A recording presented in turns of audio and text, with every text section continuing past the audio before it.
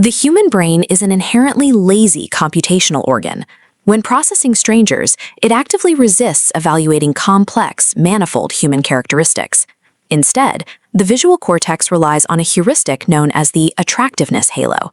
It is a neurobiological shortcut that mathematically equates physical symmetry with cognitive ease.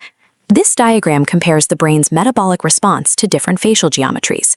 On the right, asymmetrical faces generate volatile, high-energy electrical activity. On the left, highly symmetrical faces produce a smooth, low-energy ways. They require significantly fewer processing resources. To conserve metabolic energy, the brain uses this visual ease as a proxy for safety. What is easy to process is immediately labeled as good, and therefore capable.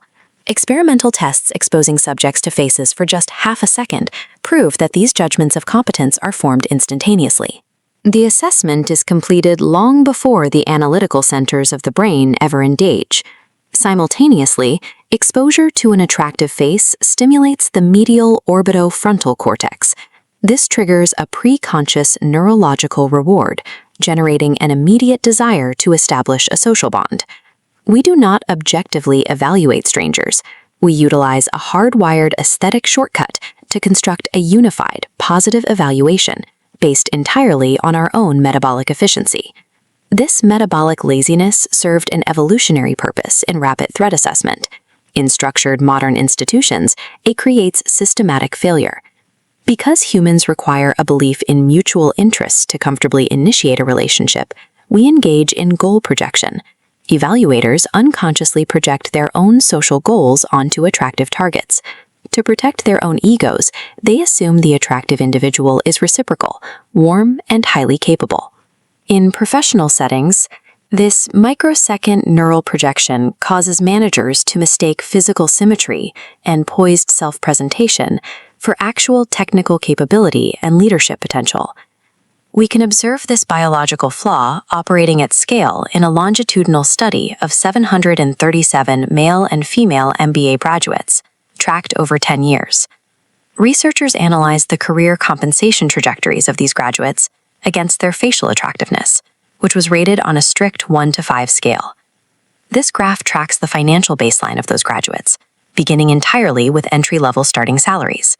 For men, the hiring bias is immediate. Highly attractive male graduates secured significantly higher starting salaries from day one. The initial data for women shows a stark divergence. Their starting salaries formed a flat, statistically insignificant cluster, completely detached from their aesthetic rating. Despite possessing identical academic credentials from the exact same institution, the aesthetic heuristic immediately overrides objective qualifications and male candidate evaluations. While initial hiring bias varies distinctly by gender, the financial baseline of the corporate beauty premium is structurally codified at the inception of a career. Over a 10-year timeline, the focus shifts from entry-level hiring to the compounding effects of long-term corporate management. Throughout a long career, managers continuously misinterpret a professional's visual appeal as a signal of sustained high performance. This sustained neural projection yields faster promotion cycles and higher percentage raises for aesthetically pleasing employees.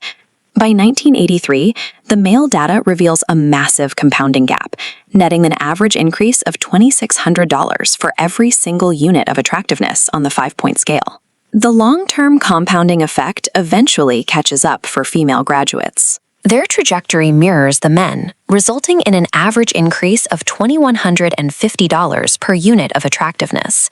Over time, the corporate halo effect normalizes across genders. Visual symmetry guarantees mathematical, financial divergence between equally qualified peers. This is not an isolated phenomenon confined to elite MBAs. Broader labor economics data confirms the aesthetic premium across the entire workforce. This chart illustrates the broad labor market impact. For men, below-average looks trigger a severe 9% wage penalty, while handsome men command a 5% premium over their average-looking peers. For women, the extremes shift.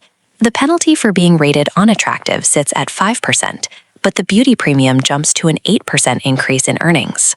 To determine whether attractive people actually possess the traits they are compensated for, researchers at Israel's Open University conducted an empirical test utilizing 118 targets. Judges overwhelmingly assigned highly desirable traits, like conscientiousness and agreeableness, to the attractive targets.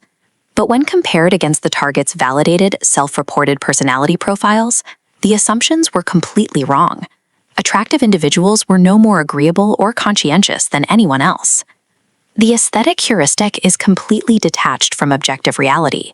It relies on fictional data to systematically bias professional advancement.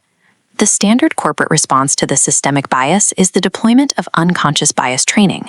Longitudinal meta-analyses tracking these programs show a clear result. They fail. Participant awareness of bias rises in theory, but actual hiring and evaluation behaviors remain virtually unchanged. Evaluators can accurately define the halo effect in a classroom, and then unconsciously apply it seconds later during an interview.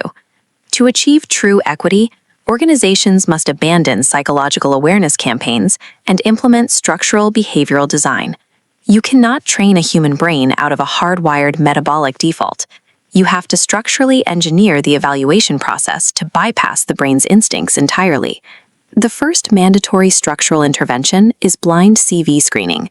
This systematically conceals all identity-revealing information, demographic details, and headshots during the initial evaluation phase. The historical proof of concept for this method comes from the Boston Symphony Orchestra. When they transitioned to blind auditions, placing musicians behind a physical screen, they neutralized the visual halo effect. As a direct result, the probability of female musicians advancing through the pipeline quadrupled. Beyond the resume, the interview architecture itself contains a fatal flaw: sequential evaluation. Interviewing candidates sequentially, one by one, immediately triggers emotional System 1 impressions and the availability heuristic, favoring whoever interviewed last or whoever looked the most poised. The structural antidote is a joint evaluation protocol. Comparing candidate profiles side by side forces the brain out of emotional impression gathering. It demands analytical System 2 data comparison based on objective facts and predefined rubrics. Passive bias training is a liability. Audit your internal outcome data right now to identify aesthetic and demographic anomalies in your promotion tracks. Then immediately mandate joint side-by-side evaluation protocols for all hiring and promotion pipelines. Corporate equity is not achieved by attempting to change human nature.